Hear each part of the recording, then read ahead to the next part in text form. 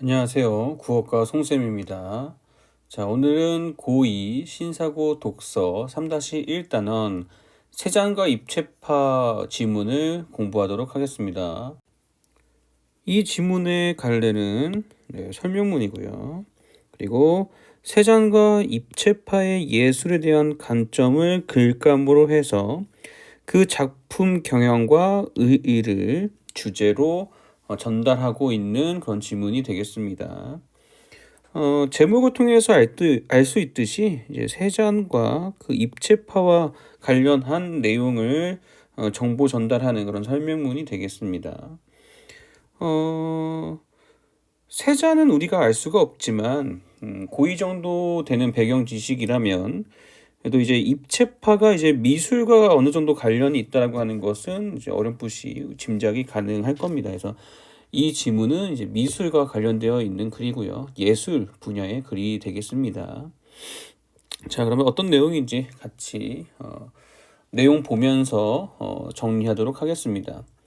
여러분은 이미 중간 대비를 거치면서 미리 경험해봐서 알겠지만 독서는 이제 내신이 어떤 식으로 나오냐면 그 문장 하나하나의 세부 내용이 다 이제 1번부터 5번까지 1, 2, 3, 4, 5번 그 선지로 바뀌어서 나옵니다. 네. 그래서 여러분들이 그 지문에 있는 사실적 정보들을 제대로 파악해 놓지 않으면 정확한 근거를 들어서 문제를 풀기가 어려워져요. 그래서 이 사실적 정보들을 다 세부 내용들을 잘 여러분들이 정리해 놓고 그걸 숙지를 해놔야 시험장에 가서 그 사실적 정보를 근거로 활용해서 문제를 확실하게 풀 수가 있습니다.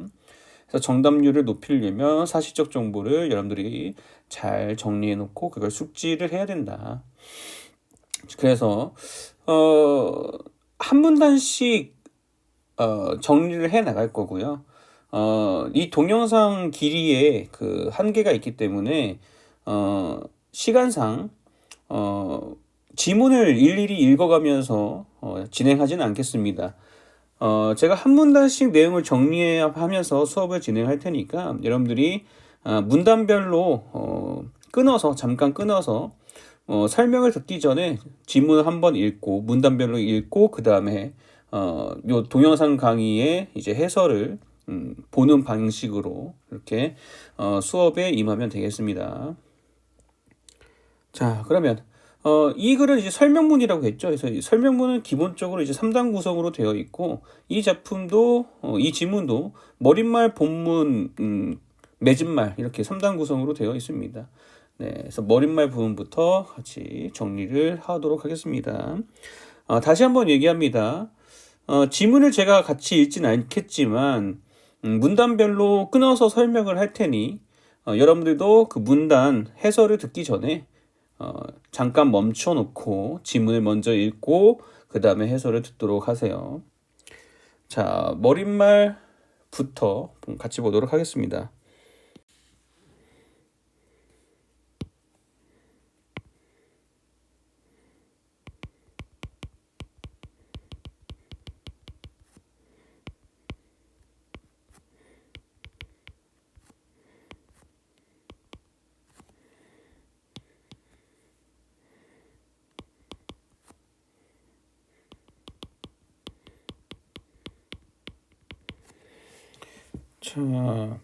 자, 머릿말 가의 내용을 이제 보면 이제 인상주의자들에 대한 얘기부터 이제 시작이 됩니다. 인상주의자가 아직 뭔지는 잘 모르겠지만, 어쨌든 이 작품의 핵심어라고 할 수 있는 이 세잔이랑 입체파와 관련된 것이라고 하는 것 정도는 우리가 알 수가 있겠죠. 그래서 지금 이제 얘기가 나오는 이 인상주의자에 대해서 우리가 잘 알아놔야 이제 뒤에 나오는 이 세잔과 입체파에 대해서도 우리가 잘 알 수 있을 겁니다. 자, 잘 정리를 한번 해봅시다. 인상주의자가 어떤 특성을 가지고 있는지.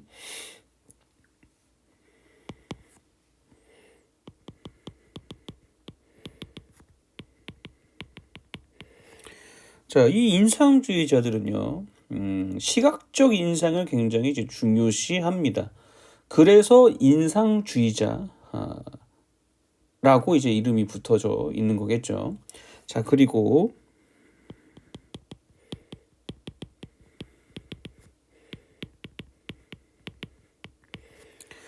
요 인상주의자들은 이제 전통적인 규칙은 잘 따르지 않았다고 이제 여기 정리가 되어 있습니다. 구애받지 않았대요. 이렇게 전통적 규칙에. 일단 그래도 이제 전통적 규칙이 뭔데 그걸 지키지 않았는지에 대한 얘기는 아직 여기 머릿말에서 자세히 다루지는 않아요. 뒤에 이 전통적 규칙과 관련된 얘기가 나오겠죠. 네.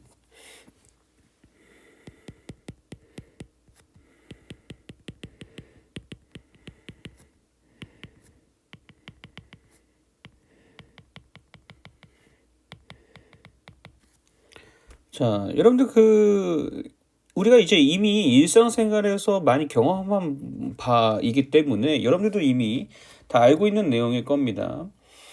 여러분들 같은 물체여도 같은 색깔의 물체여도 만약에 이제 빨간색의 물체가 있다고 해보세요. 거기에 이제 빛이 비치냐 아니면 비치지 않느냐에 따라서 우리가 육안으로 느끼는 이제 색은 차이가 있죠. 그래서 이 인상주의자들은 이 빛 변화에 따른 색 변화 요거를 이제 그림에 나타내고 싶어 했대요. 이제 그게 이제 인상주의자들이 이제 그림에 나타내고자 하는 추구하는 그런 거였다고 합니다. 네. 이어서 볼게요.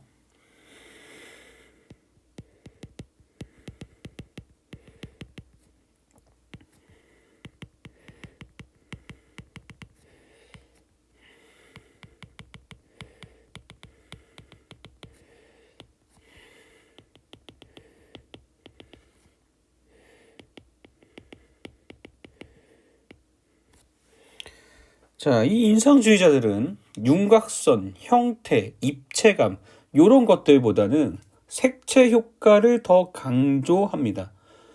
느낌이 확 오죠. 인상주의자들은 요 색을 통한 시각적 인상에 굉장히 이제 그런 것들 강조하고 중요시했던 이제 미술 학파였다라고 하는 거를 우리가 어느 정도 이제 느낌이 이제 좀 확 오죠. 시각 그리고 색 이런 것들을 중요시했던 사람들이 이제 인상주의자들이구나. 네, 이렇게 우리가 판단할 수 있겠습니다. 자, 이어서 볼게요.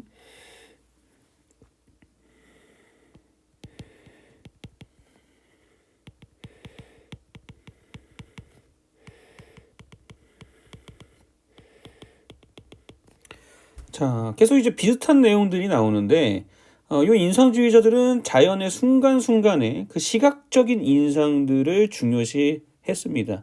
다 같은 비슷한 얘기죠. 네. 왜 자연 순간순간의 시각적인 인상일까요? 자연 순간순간.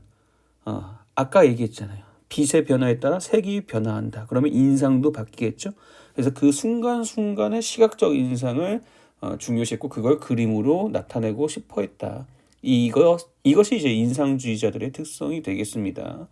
잘 정리하세요. 이제 인상주의자를 알아야 뒤에 더 중요한 내용이라고 할 수 있는 세장과 입체파에 대해서 우리가 제대로 이해할 수 있습니다.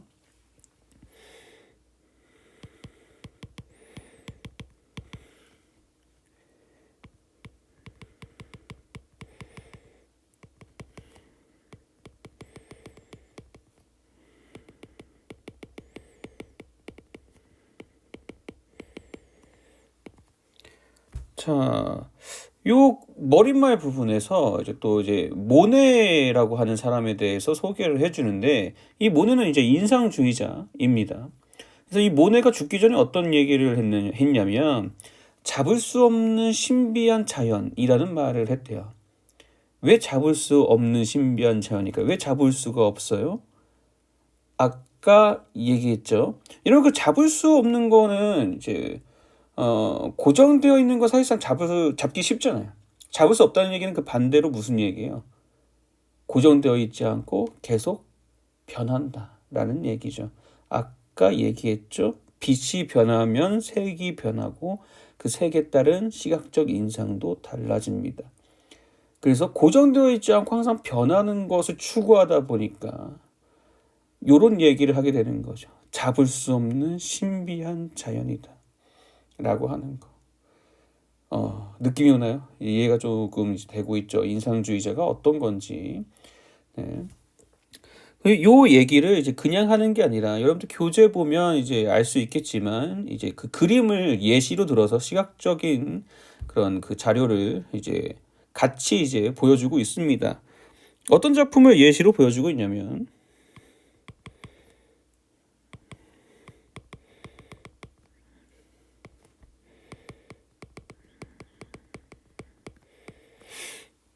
요 모네의 인상 그 해돋이라고 하는 요 그림을 가지고 이제 예를 들어서 이제 설명을 하고 있습니다. 뭐 저도 이제 미술에서는 약간 문외한이기 때문에 뭐 잘 안다고 할 수는 없겠지만 지금 요 인상주의자들에 대한 얘기를 듣고 이제 보니까 어느 정도 이제 감이 오는 것 같아요. 그림을 보니까. 그죠? 이게 그냥 그 전형적으로 우리가 생각하는 그런 색이라기보다는 여기서 얘기한 대로 빛이 변화하면서 색이 변화하는 그 순간순간의 그 시각적 인상을 그림에 표현한 그런 작품으로 우리가 이해하면 되겠죠. 자, 이렇게 이제 인상주의자들에 대한 얘기를 한 후에 이제 드디어 이제 세잔에 대한 얘기가 나옵니다. 음,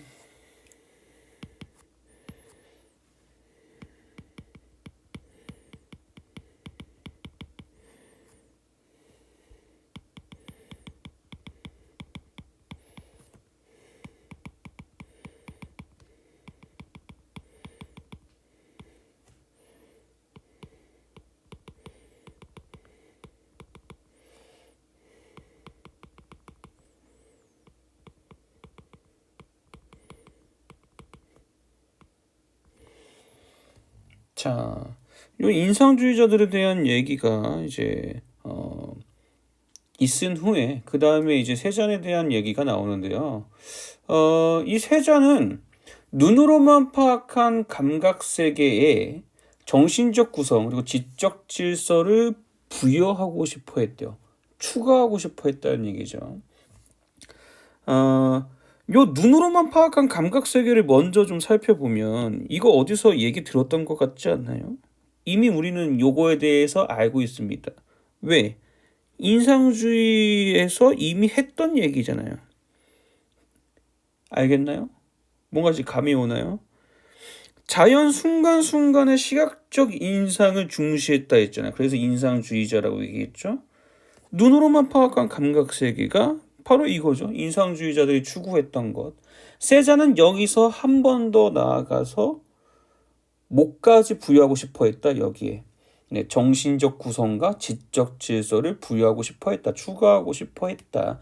이게 이제 세잔과 인상주의자들의 차이점이죠. 그리고 이 세잔이 이 작품의 제목에 들어가 있다는 얘기는 요 글쓴이가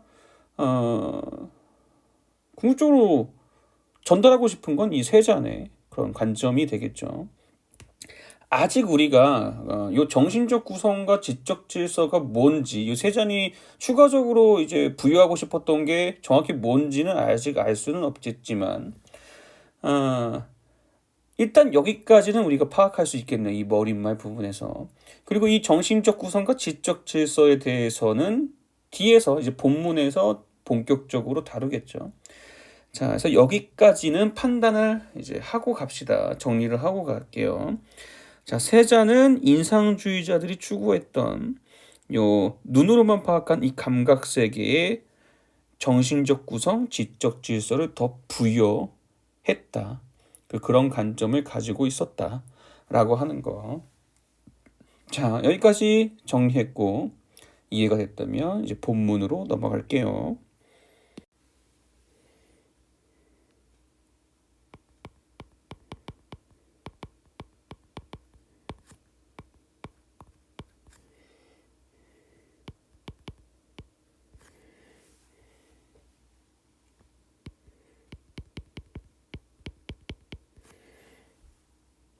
자, 이 본문에서도 이제 세잔에 대한 얘기가 이제 본격적으로 이제 이어집니다.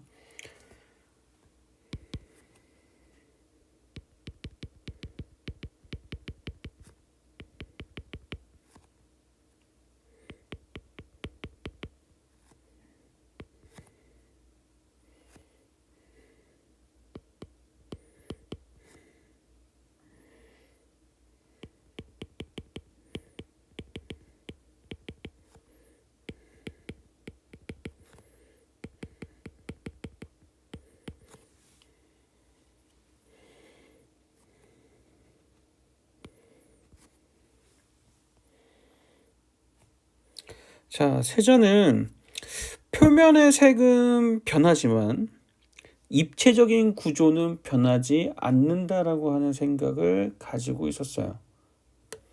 자,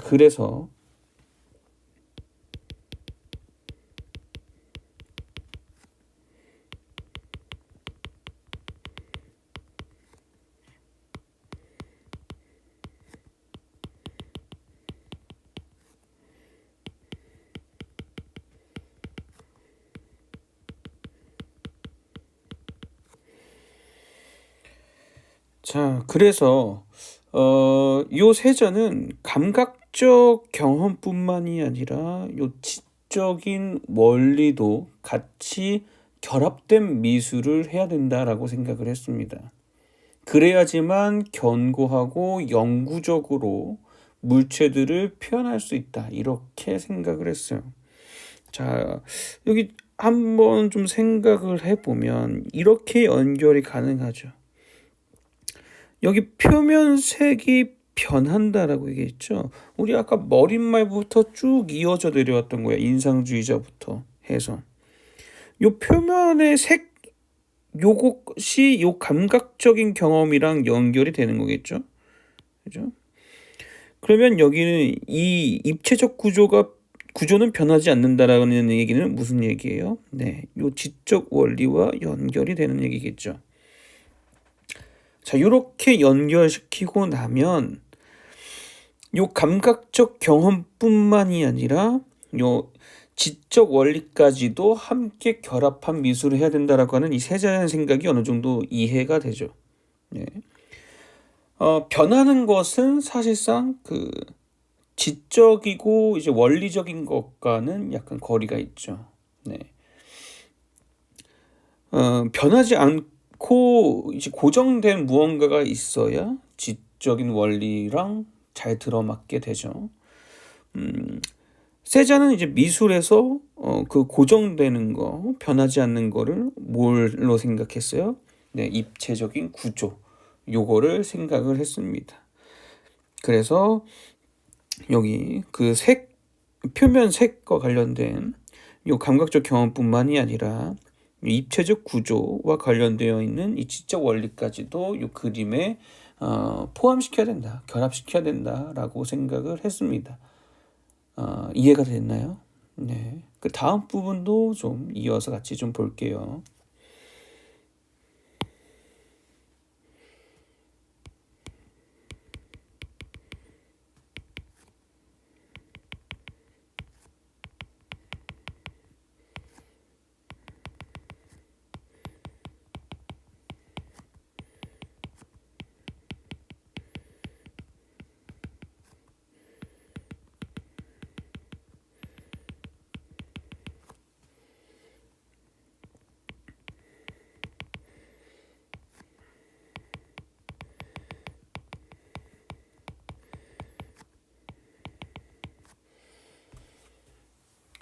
자, 요 세잔한테 그림이란 선, 면, 색, 구성으로 이루어진 조형세계입니다. 네. 그 입체적인 구조, 지적 원리를 가지고 있는 조형세계라는 얘기죠. 그리고 이 세계는 굉장히 지적이고 합리주의적인 세계예요. 왜? 감각적인 경험에 지적 원리까지도 결합시켰으니까. 그래서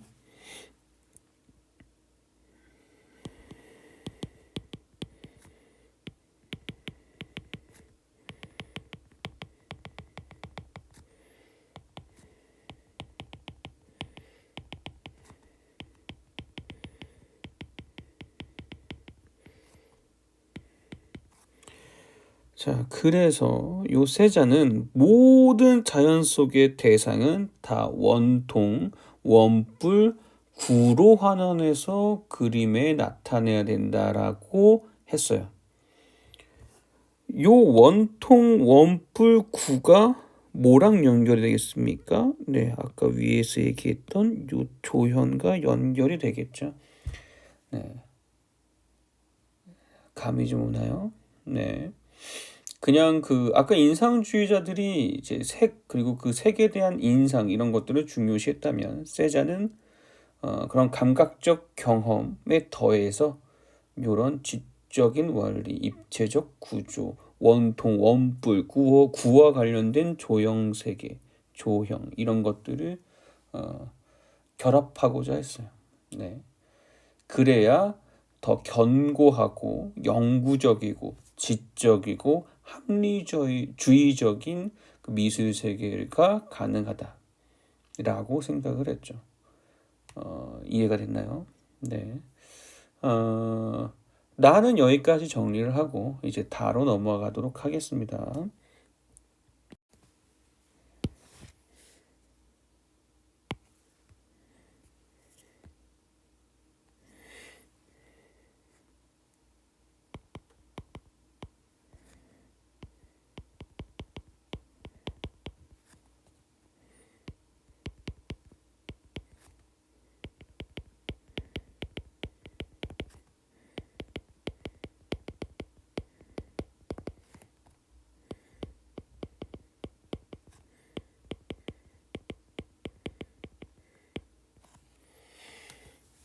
자, 여기 다 단락도 나 단락과 마찬가지로 세잔에 대해서 이제 부가적인 설명을 하고 있는데요.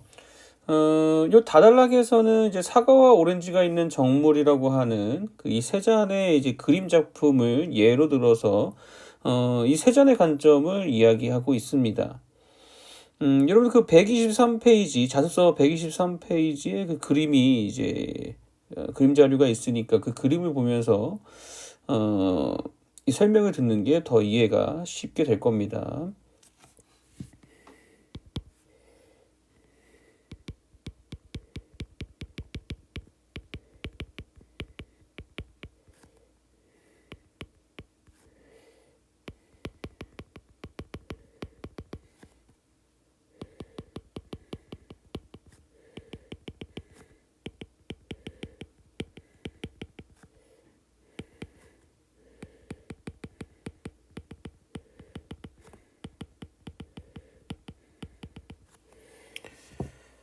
자, 이 세 잔의 그 사과와 오렌지가 있는 정물을 보면, 요 물건들이, 이 물체들이, 그림에 그려져 있는 이 정물들이, 무겁고 단단해 보여요.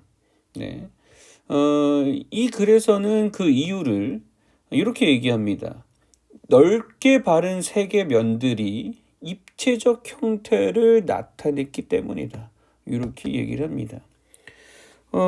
이 입체적 형태가 무슨 말인지 잘 모르겠다고 생각할 수 있어요. 너무 어렵게 생각할 필요 없습니다. 이미 앞에서 얘기가 나왔던 거죠. 뭡니까? 네. 원통, 원뿔, 구, 이걸로 생각을 하면 돼요. 입체적 구조, 입체적인 형태.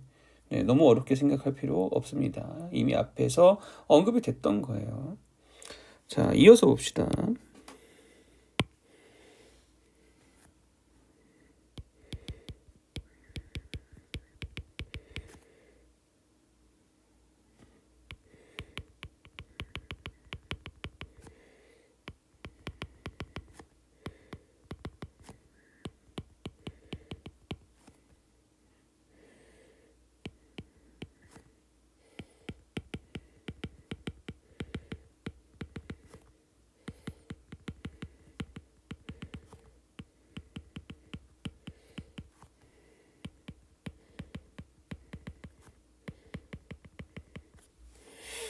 자, 요 세 잔의 사과와 오렌지가 있는 정물, 요 그림을 보면 또 안정감이 느껴지고 화면이 꽉 찬 느낌이 든대요. 자, 이것도 이제 이유에 대해서 얘기를 하는데 기하학적 형태를 염두에 두고 공간을 구성했기 때문이다. 이렇게 얘기를 하고 있습니다. 자, 여기서 얘기하는 이 기하학적 형태도 어렵습니까? 그렇게 어렵게 생각할 필요 없다고 얘기했죠. 이것도 뭐라고 그냥 생각을 하면 돼요. 네. 원통, 원뿔, 구. 요 입체적 형태랑 같은 얘기입니다. 크게 차이 나는 얘기가 아니에요. 어렵게 생각할 필요가 없습니다. 최대한 단순하게 생각을 하면 됩니다. 네. 여러분 지금 요 얘기를 듣고 이제 느낌이 확 오지 않으면 우리 아까 앞에서 봤던 그 머릿말에서 봤던 그 인상주의자 모네의 그 인상 해돋이라고 하는 그림 봤죠? 네. 그 그림과 이제 비교해 보면서 좀 이해하면 좀 더 쉽게 이해할 수가 있습니다. 네. 확실히 요 사과와 오렌지가 있는 정물 이 세 잔의 그림은 모네의 인상 해돋이라고 하는 이 그림에 비해서 인상주의자의 이 그림에 비해서 무겁고 단단하고 안정감이 느껴지고 화면이 꽉 찬 느낌이 들죠. 이 이유는 뭐 때문이다. 네. 그 감각적인 그런 그 인상주의자들이 이제 그 추구했던 그 감각적인 경험 외에도, 그러니까 색 그리고 시각적 인상 이거 외에도 요 세자는 뭘 더 이제 추구했기 때문이다. 지적인 원리, 원통 원불구, 입체적 형태, 기하학적 형태 이것도 추가해서 지적이고 합리주의적인 세계를 그림으로 나타내고자 했기 때문에 요렇게 느낌의 차이가 난다라고 하는 거 잘 정리하면서 이해하면서 넘어가면 되겠습니다. 자, 이어서 볼게요. 다달락.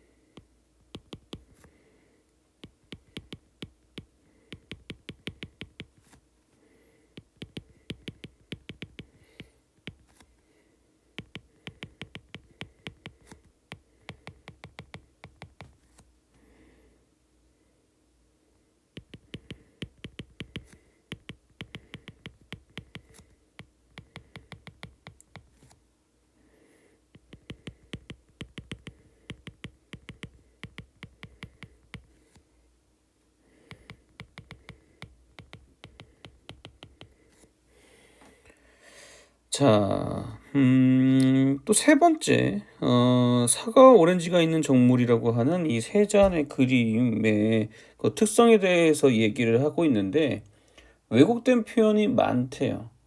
이 그림을 보면은 예를 들고 있는데, 꽃병이라든지, 뭐 오렌지를 담은 접시라든지, 그리고 사과를 담은 접시라든지, 그리고 식탁보 밑에 그 탁자 면이라든지 이런 것들이 다 왜곡되게 표현되었대요.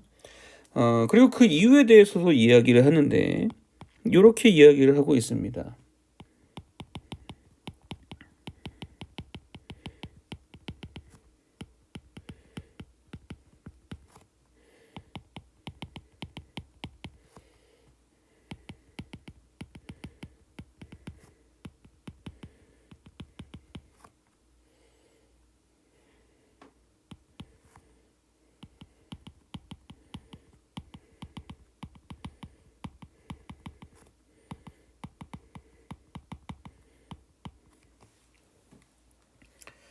자, 요 세 잔의 요 그림에 왜곡된 표현이 많은 이유는 원근법적인 규칙을 지키지 않았기 때문이다.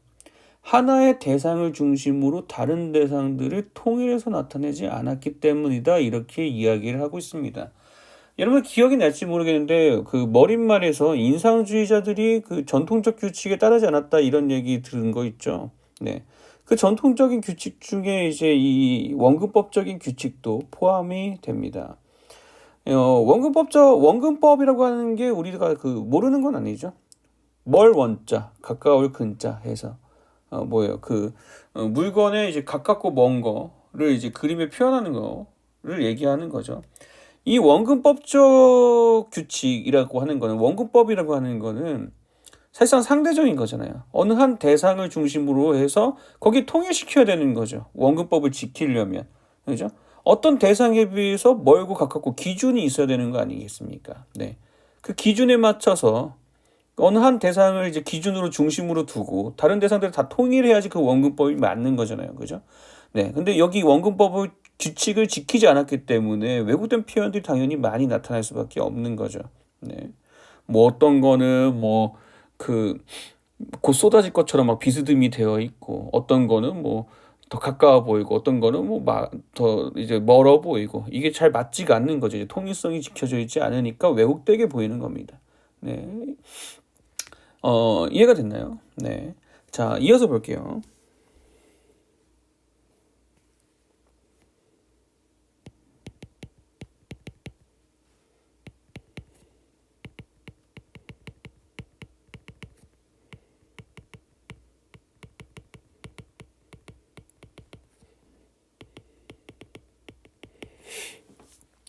자, 이 세 잔의 그 사과 오렌지가 있는 정물은 왜곡된 표현이 많기는 하지만 대신에 각각의 물체를 충실하게 묘사하고 있대요. 그래서 왜곡된 표현이 많더라도 각각의 물체를 다 충실하게 묘사했기 때문에 어떤 효과를 얻게 되는 겁니까? 아까 앞에서 얘기했던, 네, 요 무겁고 단단하다는 얘기는 다른 말로 견고하다라는 얘기로 바꿔서 표현할 수가 있는 거죠. 네, 그래서 견고하고 안정감이 느껴지고 화면이 꽉 찬 느낌을 주고, 네, 이런 효과를 얻게 되는 거죠. 이 세 잔의 그림이. 네. 여러분들이 아까도 얘기했지만 그 모네 그림과 이제 비교했을 때 확실하게 느낌이 확 옵니다. 네. 요 견고하다는 얘기, 안정감이 느껴진다는 얘기, 화면이 꽉 찬 느낌이 든다는 것들, 이런 것들이 다 그 모네의 그 그림이랑 인상주의자의 그런 그림이랑 비교를 했을 때 느낌이 확 와요. 네. 여러분들도 그 느낄 수 있다라고 그렇게 판단이 됩니다. 어, 이 뒤에 이제 원근법에 대한 얘기가 또 나오는데 한번 같이 좀 봅시다.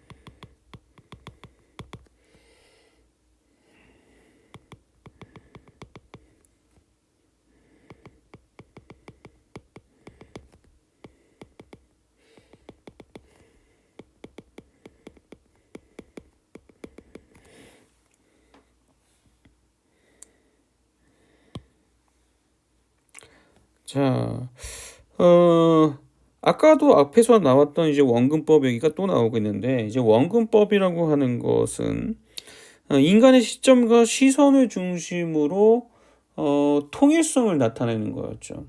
아까도 얘기했지만, 네. 하지만 세자는 이 통일성의 규칙을 지키지 않았다고 얘기했죠.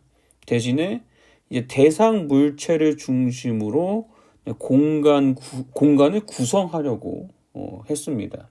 네. 그러니까 이 세자는 원근법과는 다른 차이점을 가지고 있었다는 얘기죠. 세자는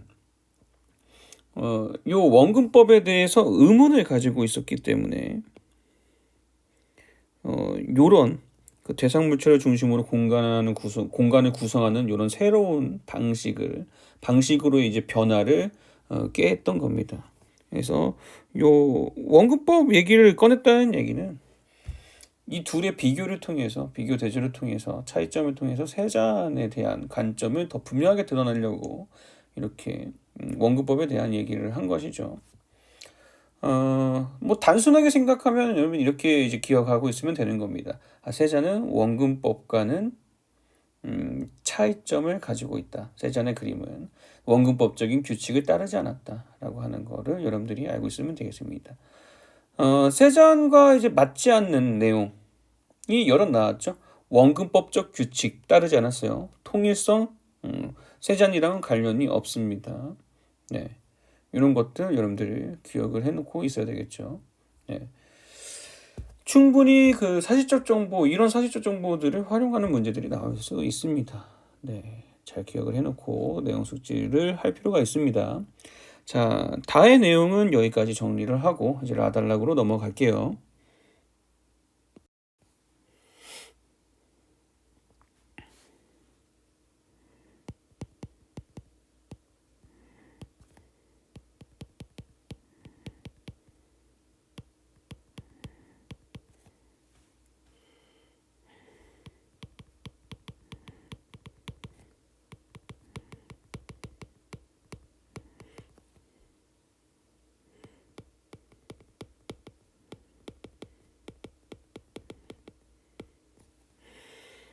자, 라달락에서도 사과와 오렌지가 있는 정물이라고 하는 이제 작품을 통해서 이제 세 잔의 관점을 전달하고 있습니다.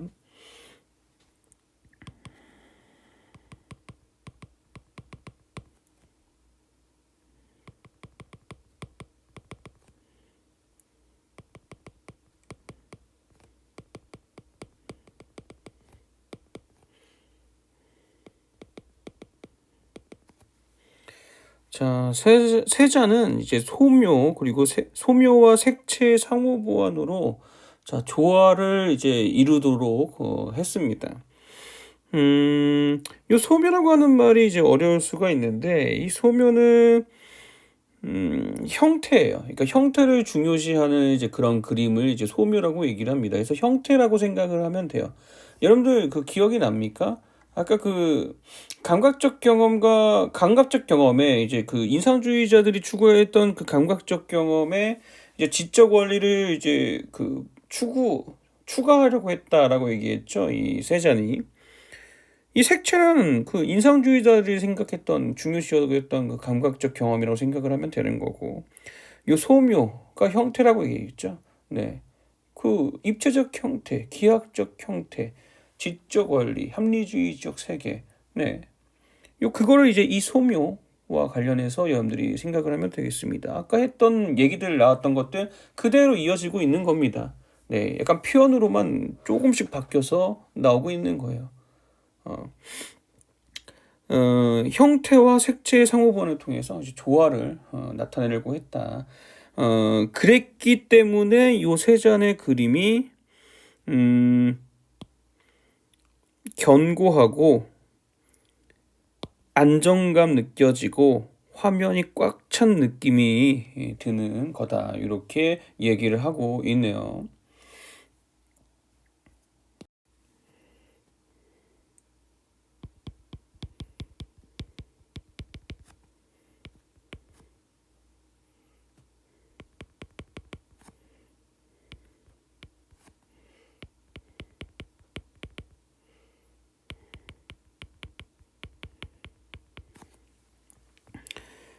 자, 그러면서 소묘와 색채의 그 상호 보완으로서 그 조화를 나타낸다라고 하는 것과 관련해서 이제 세부적인 어, 그 설명을 하고 있는데 부연 설명을 하고 있는데 요 소묘 그러니까 형태가 색을 더 견고하게 만들어주고 이 색이 형태를 더 풍부하게 만들어주는 이런 상호 보완적인 관계를 통해서 조화를 나타내고 있다 이렇게 이야기를 하고 있습니다.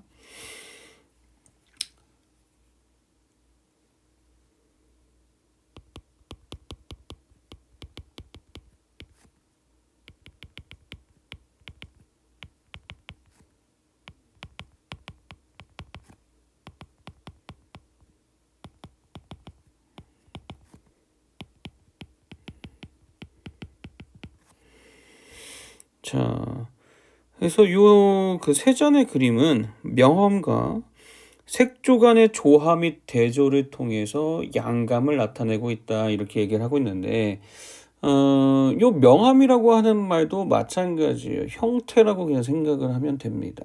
네, 그러니까 소묘, 형태, 명암 다 같은 의미라고 여러분들 생각을 하면 돼요. 너무 그렇게 생각하면 할 필요가 없습니다. 위에서 얘기 나온 것까지 합하면 뭐 지적 원리 뭐 이런 것들도 다 여기 명암과 뭐 이제 일치하는 비슷한 의미라고 여기서는 생각을 해도 무방합니다. 그래서 이런 명암, 형태, 그리고 색조 간의 조화 및 대조를 통해서 양감을 나타내고 있다고 했는데, 이 양감이라고 하는 거는 이제 부피랑 무게의 느낌으로 여러분들 생각을 하면 되겠습니다. 그래서 요 명암과 색조 간의 조화 및 대조를 통해서 요 부피와 무게를 표현하고 있다. 그림에서. 이렇게 이해를 하면 되겠습니다. 또 이제 이 양감을 이제 나타내주는 걸로도 이제 하나 더 얘기가 나오는데,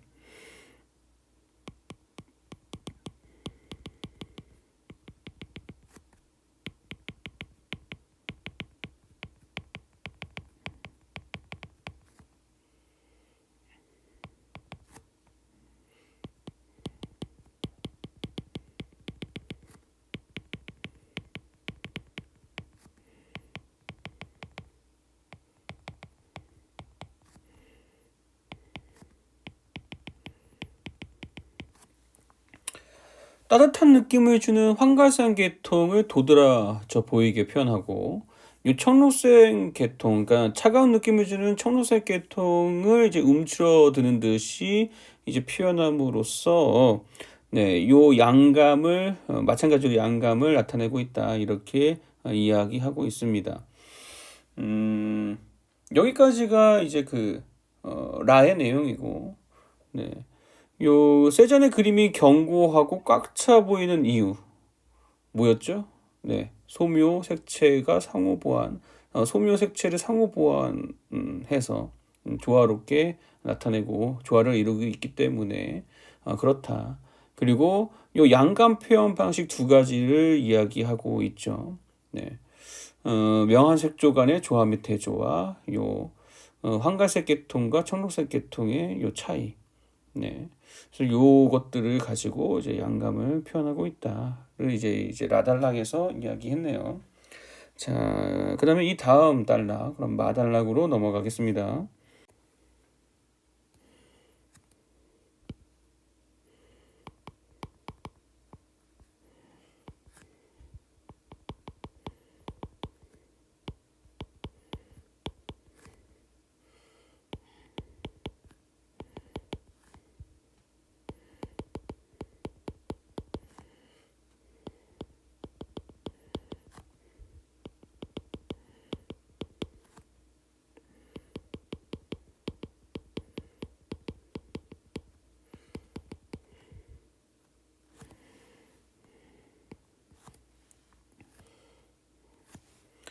자, 마단락도 마찬가지로 이제 세잔의 관점에 대해서 설명을 하는데, 이번에는 다른 작품을 예로 들고 있네요. 큰 소나무가 있는 생트 빅투아르산이라고 하는 작품입니다.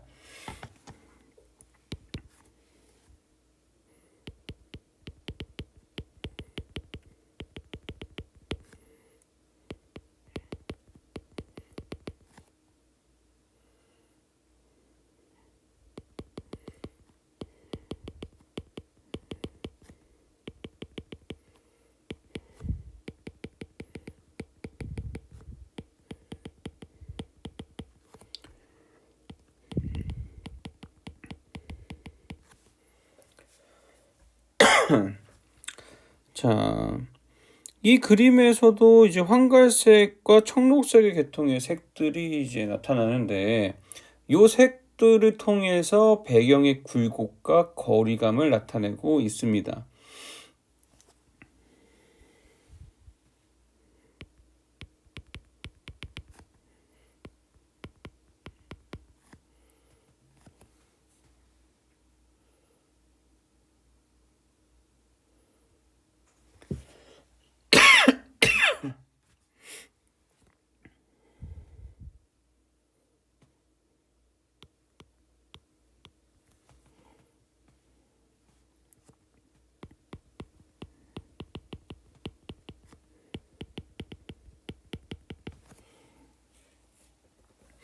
자, 요 황갈색 계통의 색은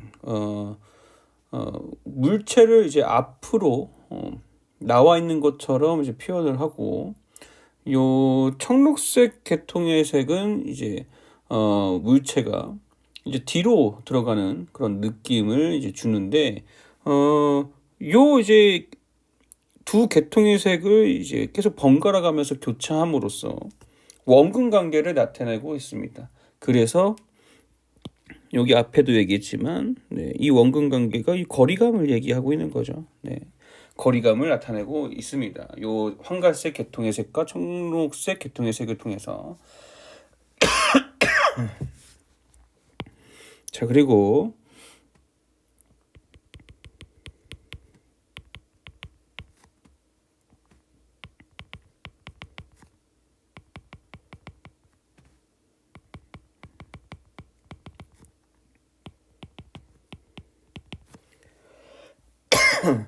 요 세개띠 조각의 반복적인 교차를 통해서 요 굴곡을 나타내고 있다. 이렇게 설명이 되어 있습니다.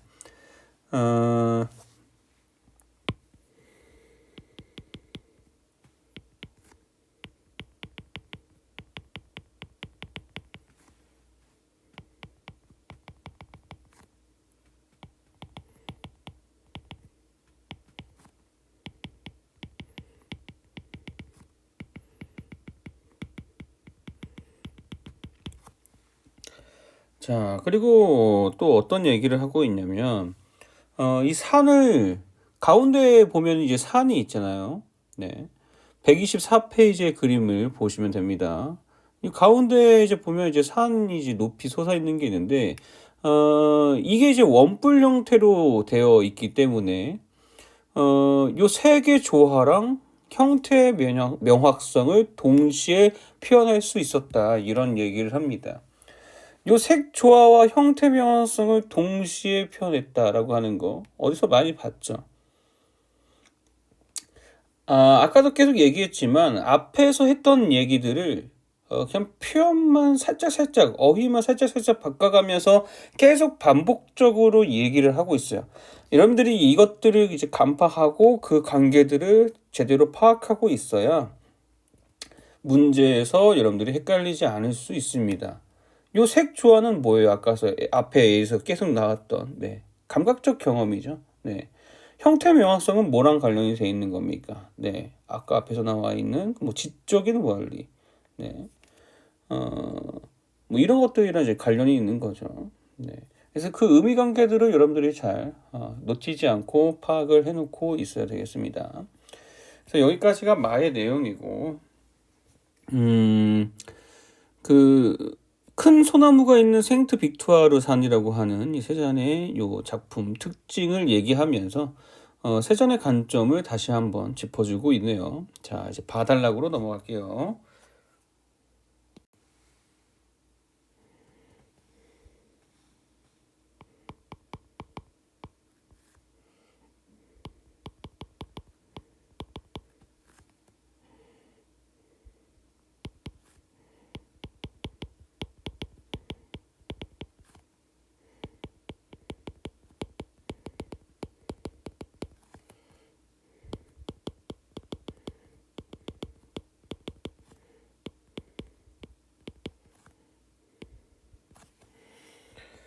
자, 바달락에서도 마찬가지 세잔의 관점에 대해서, 미술 관점에 대해서 이제 설명을 해주고 있는데, 세잔은 견고한 형태감과 형식적 구조를 굉장히 강조했다, 중요시했다라는 얘기를 합니다.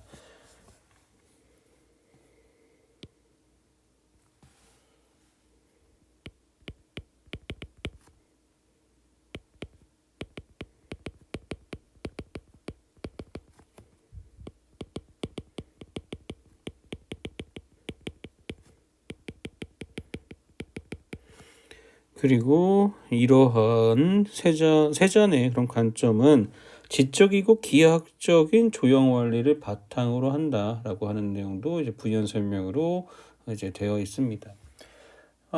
이제 어느 정도 여러분들이 이제 숙지가 됐을 거라고 생각을 합니다. 세잔의 미술 관점 했을 때 여러분들이 이제 유사한 내용으로 이제 묶어서 의미 관계를 이제 알고 있어야 되는 것들, 형태, 형식, 구조, 뭐 지적, 정신적, 기하학적, 조형, 뭐 이런 것들은 다 이제 세전의 관점, 미술 관점과 이제 다 연관성이 있는 여러분들이 그 단어로 어휘로 다 이제 머릿속에 기억을 하고 있어야 되겠습니다. 세잔이 이제 그 중요시했던 이제 견고한 형태감, 형식적 구조 이런 것들은 사실상 요 앞에 나왔던 이제 인상주의자들은 그렇게 중요시했던 것들은 아니죠.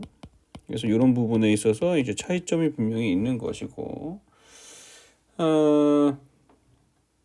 이 글에서 이제 인상주의자들에 대해서 이제 또 얘기가 나오는데, 인상주의자들은 아까 앞에서도 얘기가 되었지만 눈에 의존한 감각적 미술을 이제 추구했었죠.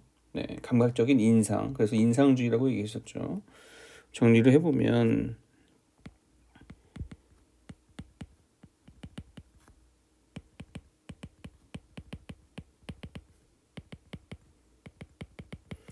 이 인상주의자들은 눈에 의존하는 그런 감각적 미술, 그러니까 색에 이제 의존하는 감각적 미술을 이제 추구했었다. 그 반면에 이 세자는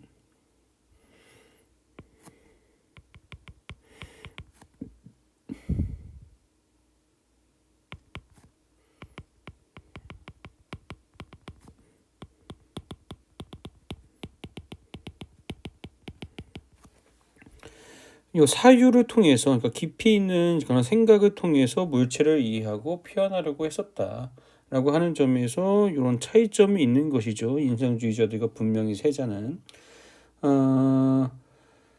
그리고 이런 사유를 통해서 물체를 이해하고 표현하려고 했었기 때문에 그 세잔이 이제 지적인 원리, 뭐 정신적인 것, 뭐 이런 것들과 이제 연결이 되는 것이고요.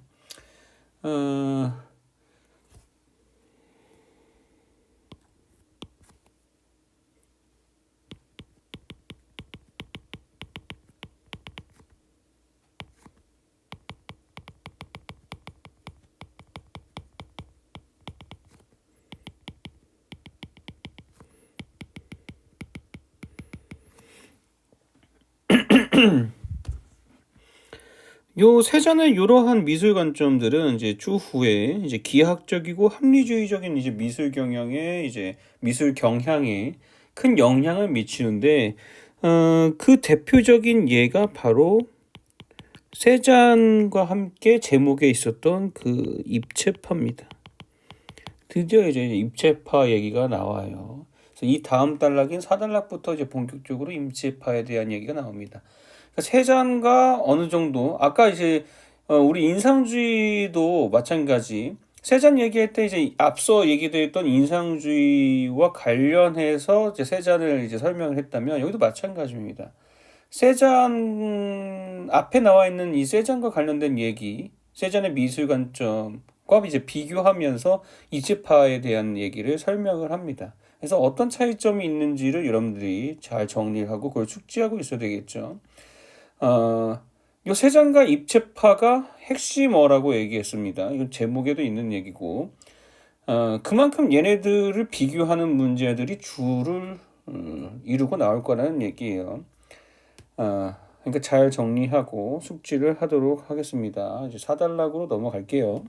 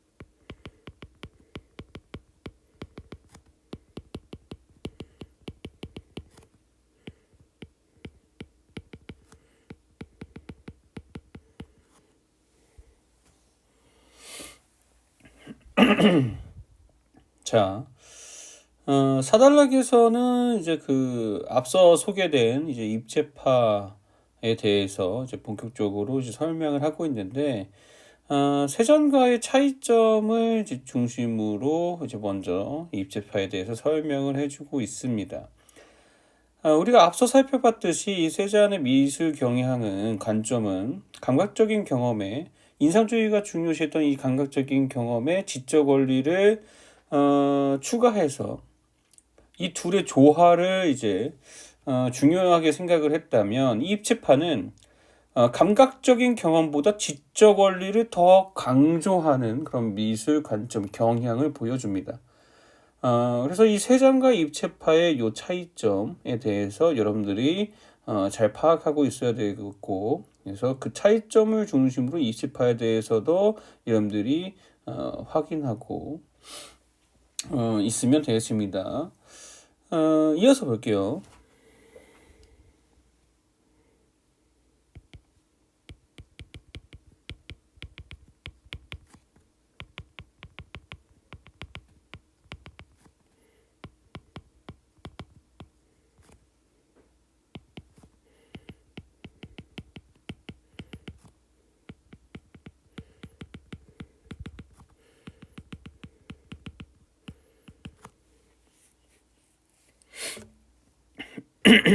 자, 요 입체파는 물체의 형식적인 구조를 강조합니다.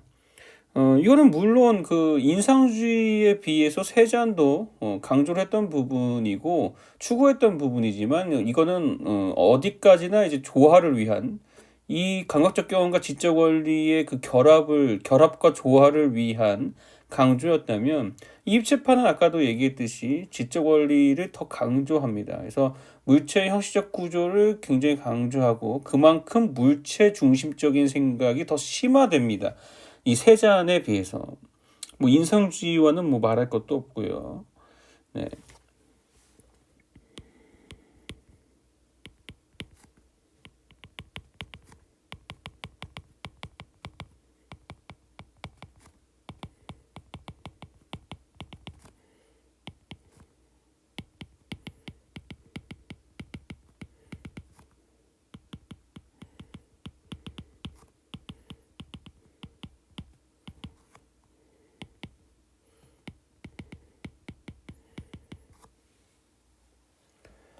자, 요 그 입체파 같은 경우는, 자, 360도에서 바라본 물체를 기하학적인 형태로 분석하고 해체해서 재구성하는 방식으로 이제 그림을 그렸습니다. 어, 그 이유가 이제 밑에 설명이 나와 있는데, 그 이유는 이런 생각에서 그렇게 이제 했습니다.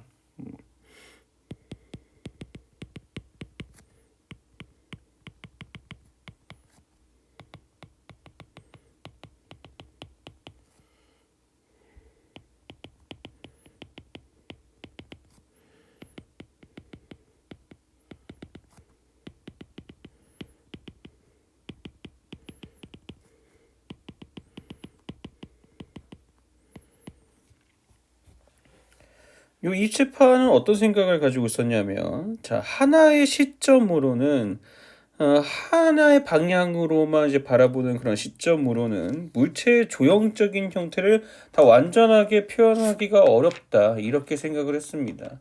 실제로도 그렇죠. 우리가 그 만약에 원뿔이라고 생각을 했을 때 그런 이제 그 조형들을 그냥 하나의 시점으로만, 한 그 방향에서의 시점으로만 이제 바라봤을 때 그 물체 조형적 형태를 완전하게 표현했다고 보기가 이제 사실상 어려울 수 있죠. 그렇게 생각을 할 수가 있죠, 충분히. 그래서 이제 360도에서 바라본 물체를 기하학적으로 분석하고 해체해서 재구성하는 방식으로 그림을 그리게 된 겁니다. 네. 이어서 볼게요.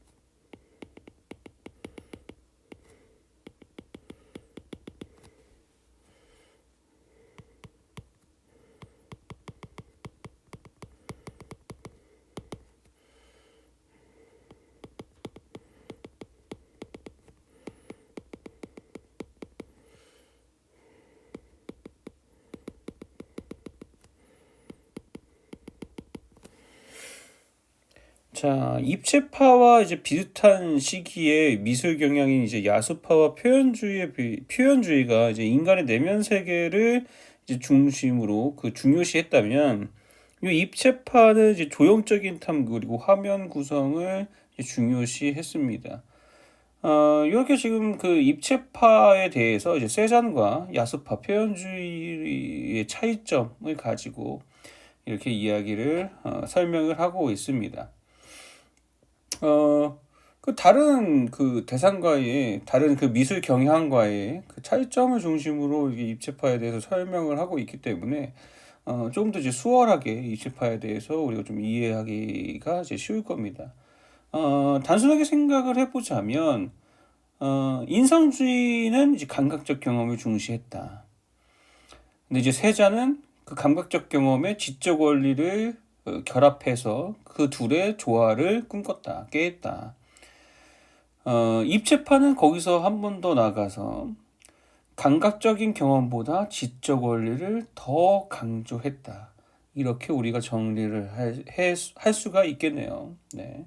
그래서 인상주의, 세잔, 입체파 이렇게 여러분들이 이제 차이점 중심으로 잘 내용을 정리하면 되겠습니다.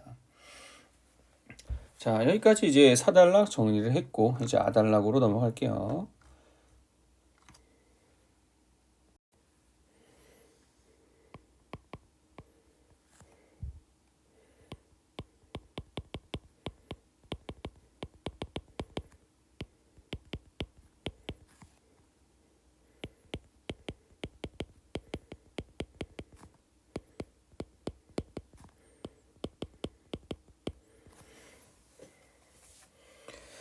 자, 아달락에서도 이제 입체파에 대해서 설명을 하고 있는데 기타를 치는 여인이라고 하는 브라크의 작품을 토대로 이제 설명을 하고 있습니다. 예를 들어서 설명을 하고 있습니다.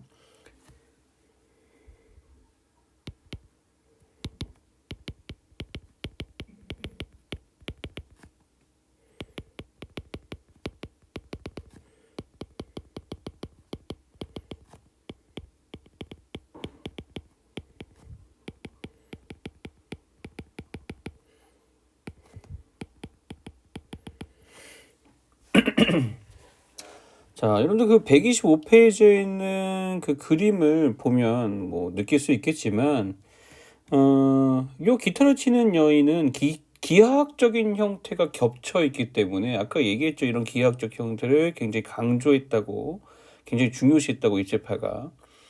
그래서 이렇게 기하학적 형태가 이제 겹쳐서 이제 나타나게 되는데, 이 때문에 굉장히 그림이 복잡하고 기묘한 느낌을 주죠. 여러분들이 지금 그림을 보고 있다면 여러분들 고개를 끄덕끄덕 하게 될 겁니다. 네, 이제 그냥 봤을 때는 복잡하고 기묘하죠. 이게 도대체 뭘 그렸는지를 우리가 잘 모르겠죠. 네. 그래서 이 느낌과 관련해서 여기서도 그렇게 설명을 하고 있어요. 이런 그림을 보면 당연히 당혹스러울 것이고, 이 당혹스러움은 이런 생각에서부터 비롯될 것이다. 도대체 대상이 무엇이냐? 대상이 도대체 뭘 그린 거냐? 뭘 대상으로 그린 거냐? 왜냐하면은 이 그림만 보고서는 우리가 파악하기가 어렵기 때문에, 왜 기하학적 형태가 너무 겹쳐 있다 보니까. 그래 또 이 글에서는 또 입체파의 미술 경험과 관련해서 또 무슨 얘기를 하냐면, 이제 이 대상이 무엇인지는 중요하지가 않다. 이런 얘기를 하고 있어요. 그러면은 무엇이 중요한지, 그럼 중요한 건 뭔데 또 나와야 되겠죠. 그래서 중요한 건 뭔지에 대한 것도 이제 얘기가 나오는데, 이 중요한 것은 화면 구성이다 라는 얘기를 해요. 여러분 기억이 날지 모르겠지만 이 화면 구성은 아까 입체파가 강조하는 그런 거였죠. 네, 조형적 탐구랑 화면 구성에 관심이 있었다, 보였다, 입체파들이. 그런 얘기를 이미 우리가 앞에 사단락에서 봤었잖아요. 네. 그리고 요 대상이 무엇인지에 이제 초점을 맞추는 그런 관점은 사실상 이제 전통적 관점이다 이렇게 얘기를 합니다. 그리고 이렇게 그 입체파와 마찬가지로 입체파와 같이 화면 구성을 이제 중요시하는 것이 이제 새로운 관점이다. 이런 얘기를 합니다.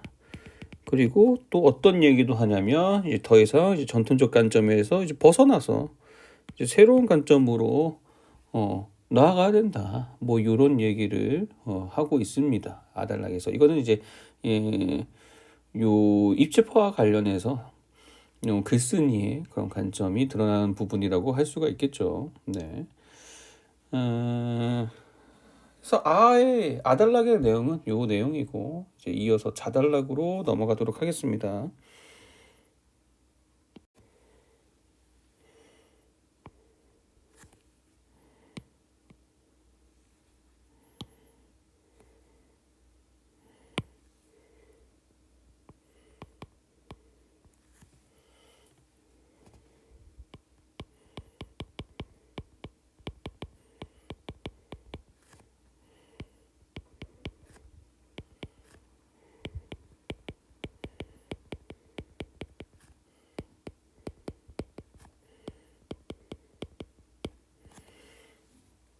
자, 요 자달락도 앞에 있던 그 아달락에 이어서 기타를 치는 여인이라고 하는 그런 그 작품을 예로 들어서 입체파의 관점을 설명하고 있습니다.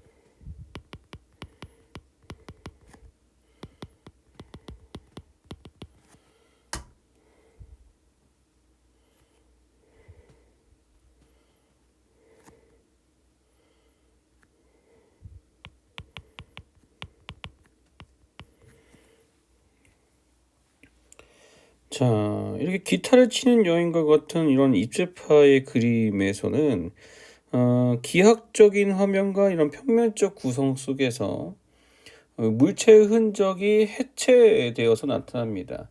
여러분들이 그 보는 것처럼 그래서 우리가 당혹스러웠던 거죠. 도대체 뭘 그린 거야? 이렇게 되는 거죠. 그리고 이렇게 물체 흔적이 이렇게 해체가 되면서 견고한 느낌은 이제 사라지게 됩니다. 이 부분은 여러분들 기억할지 모르겠지만 세잔과의 차이점이죠. 세잔의 그림 미술 경향에서는 그 원근법을 규칙을 따르지 않기 때문에 왜곡돼서 나타나긴 하지만 그래도 견고한 느낌을 준다라고 했었죠. 여러분 기억이 납니까? 바로 앞에서 우리가 했던 내용들이고, 네, 그래서 요것도 같이 여러분들이 잘 정리를 해서 알아둬야 되겠죠. 그 세 잔의 그런 미술 경험과는 또 이제 차이점이 있는 부분이니까 정리를 해놓고, 자, 그 다음 부분으로 넘어갑시다.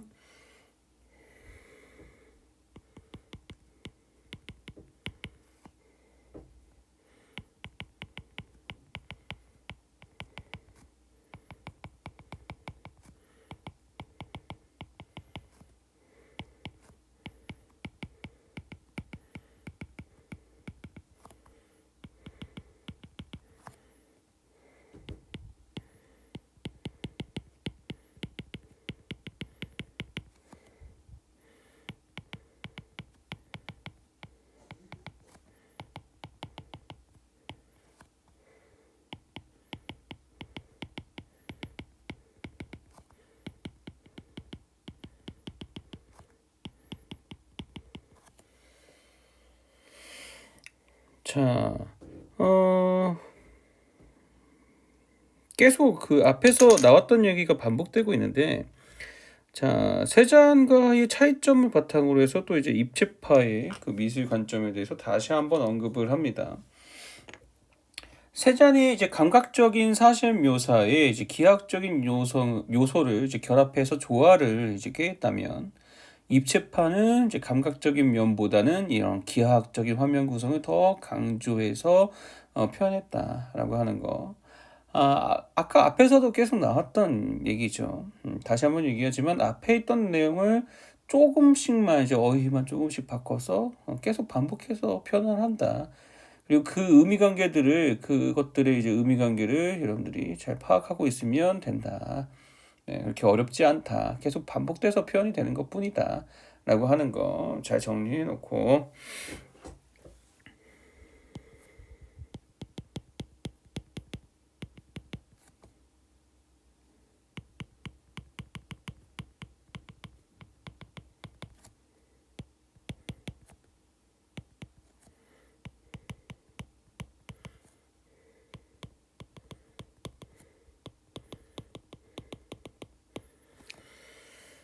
자, 우리가 이제 미술은 잘 몰라도 이름은 이제 몇 번 들어봤을 법한 이런 피카소라고 하는 이제 인물을 입체파의 인물을 소개하고 있는데, 이 피카소에 앉아 있는 사람이라고 하는 작품을 가지고 이제 요 입체파의 관점을 또 이제 설명을 합니다.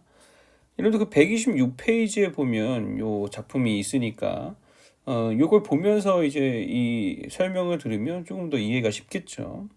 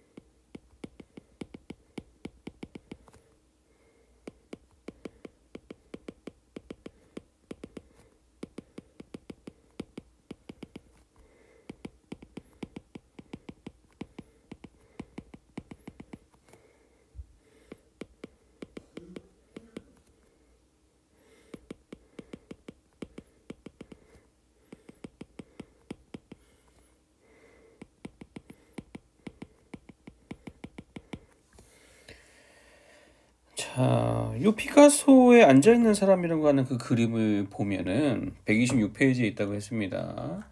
이 그림을 보면 인물을 그린 거라는 것 정도는 우리가 이제 이해할 수가 있겠죠. 어느 정도 파악할 수 있겠지요. 근데 이 인물을 막 분석하고 해체해서 이제 그려놨기 때문에 사실상 형체를 이제 정확히 알기는 어렵고, 그리고 기하학적인 형태의 모형처럼 이제 그려놨죠. 기하학적이라는 거 너무 어렵게 생각할 필요 없다 했죠. 네, 원뿔 뭐 그런 걸로 이제 생각을 하면 된다 그랬죠. 그런 조형. 네. 그리고 의미 없는 형태를 이렇게 섞은 것처럼, 네, 그렇게 보이죠. 실제로도. 자, 여기까지가 이제 자의 내용이었고, 자, 이어서 차단락으로 넘어가도록 하겠습니다.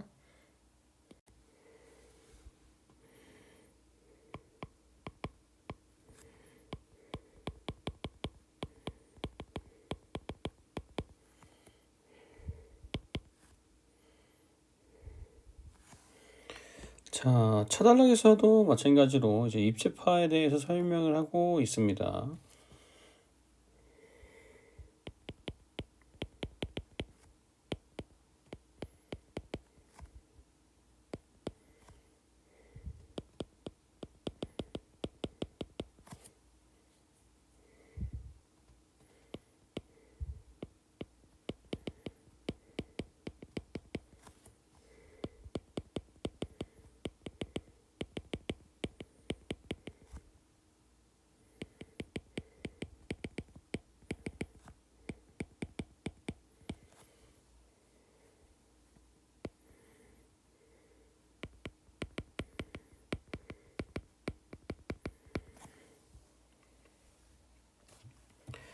자, 입체파의 그림에서는 이런 시점 기준에 따라서 화면의 공간 구성이랑 구성 요소들의 상대적인 위치가 달라집니다.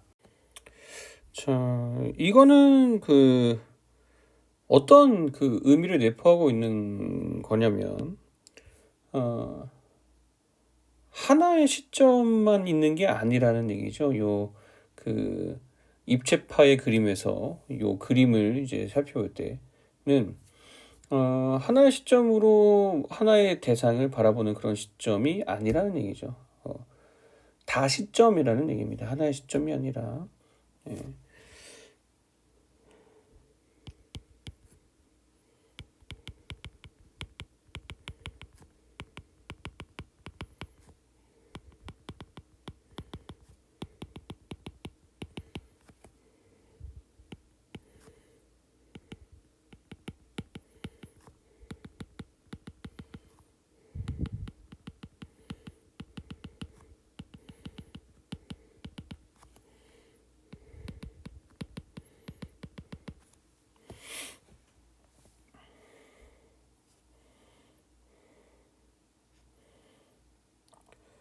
자, 그리고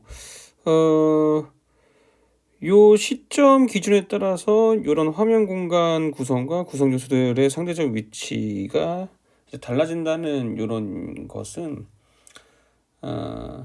다시점이라고 하는 의미를 내포할 뿐만이 아니라 관찰 대상을 완전히 파악하기 위해서는 그 그림의 관찰 대상을 완전히 파악하기 위해서는 모든 시점에 그 다시점의 형태 색채를 다 종합할 필요가 있다라는 얘기죠. 왜 하나의 시점으로만 이 대상을 표현한 게 아니기 때문에. 네. 그 모든 시점과 형태 색채, 모든 시점의 형태 색채를 다 종합해서 표현을 해야 그 관찰 대상을 완전히 파악한 것이다.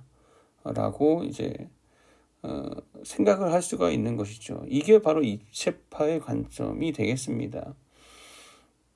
이해가 이제 어느 정도 되고 있나요? 네, 입체파는 하나의 시점으로 대상을 그리는 게 아니라 관찰하고 그리는 것이 아니라 다시점으로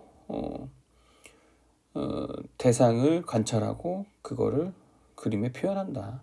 네, 라고 하는 거 알아두면 되겠습니다.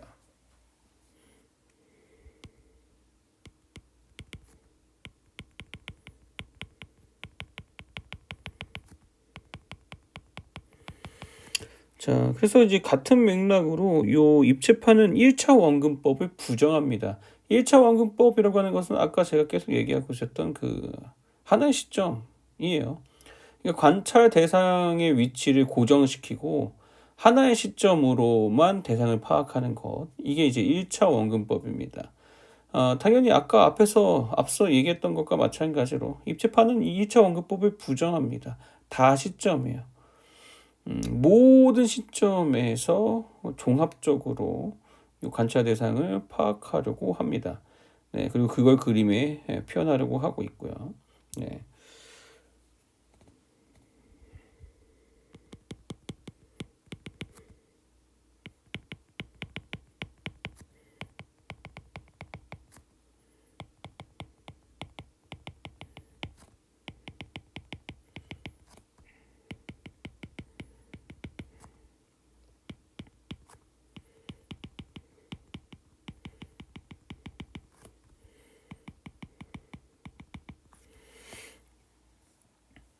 자, 입체파가 원근법의 방식을 부정하고 요 모든 시점에서의 형태 색채를 종합해서 관찰 대상을 파악하고 표현하려고 하는 이유는 요 1차 원근법, 그리고 원근법의 이런 방식이 실제 인간이 대상을 관찰하고 파악하는 방식과 다르기 때문에 그래요.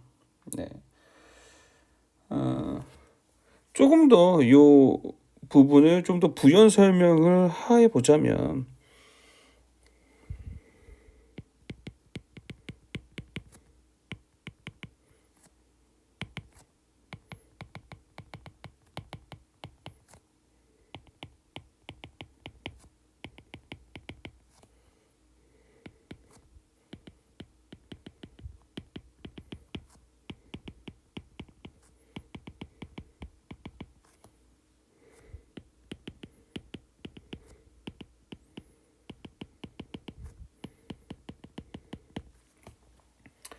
자, 인간의 눈은 다양한 시점과 시각을 통해서 물체와 공간을 파악하고 그 전체 모습을 구성하죠.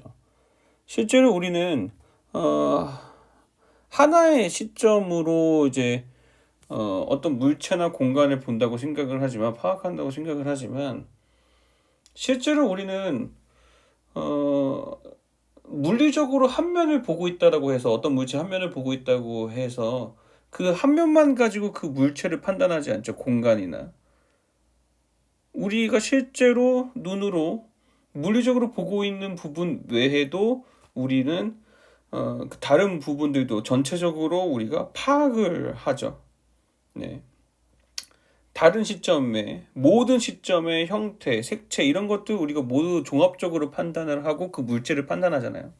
네, 그러려고 하잖아요. 인간이라고 하는 것은 인간은 네, 요 이치파는 바로 그런 실제 인간이 대상을 관찰하는 그런 파악 방식,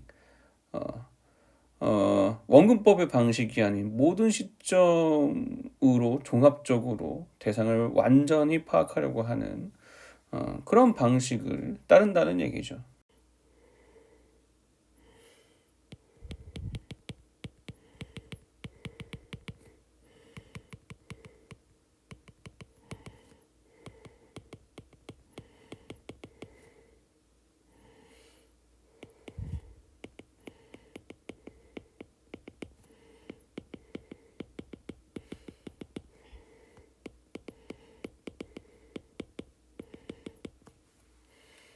자, 그래서 입체파의 방식을 이제 최종적으로 이제 정리를 해보자면, 입체파는 이제 하나 시점이 아닌 다 시점으로 물체를 나타내고 공간을 구성한다라고 하는 것을 여러분들이 정리를 하고 이해하면 되겠습니다.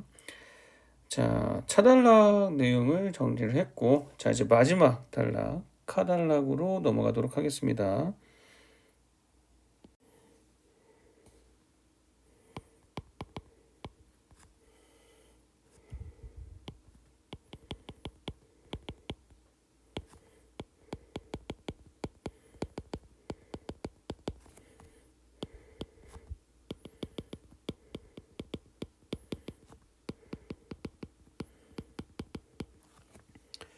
자, 우리가 지금까지 살펴본 이 세장과 입체파라고 하는 이제 미술 경향은, 요 미술 감상, 예술 감상에 대한 새로운 관점을 이제 담고 있습니다. 좀 더 부연 설명을 해보자면,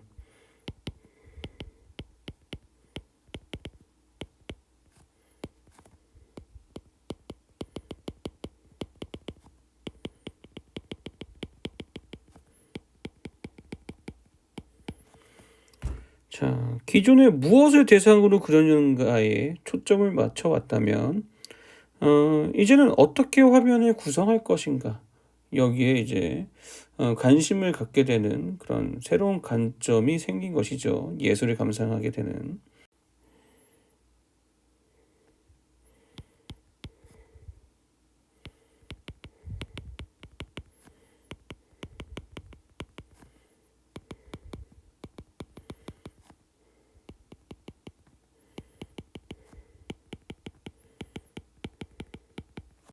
자, 그리고 이렇게 이제 세잔과 입체파의 그림들이 보여주는 이런 예술을 감상하는 것에 대한 이제 새로운 관점들을 바탕으로 해서 이제 우리는 이제 전혀 다른 미술 세계를 경험할 수 있게 될 것이다라고 하는 것이 이제 이 필자의 견해이고요. 그리고 이런 견해를 밝히면서 이 글을 마무리하고 있네요. 이제 카 부분이 이제 맺은 말 부분이었죠.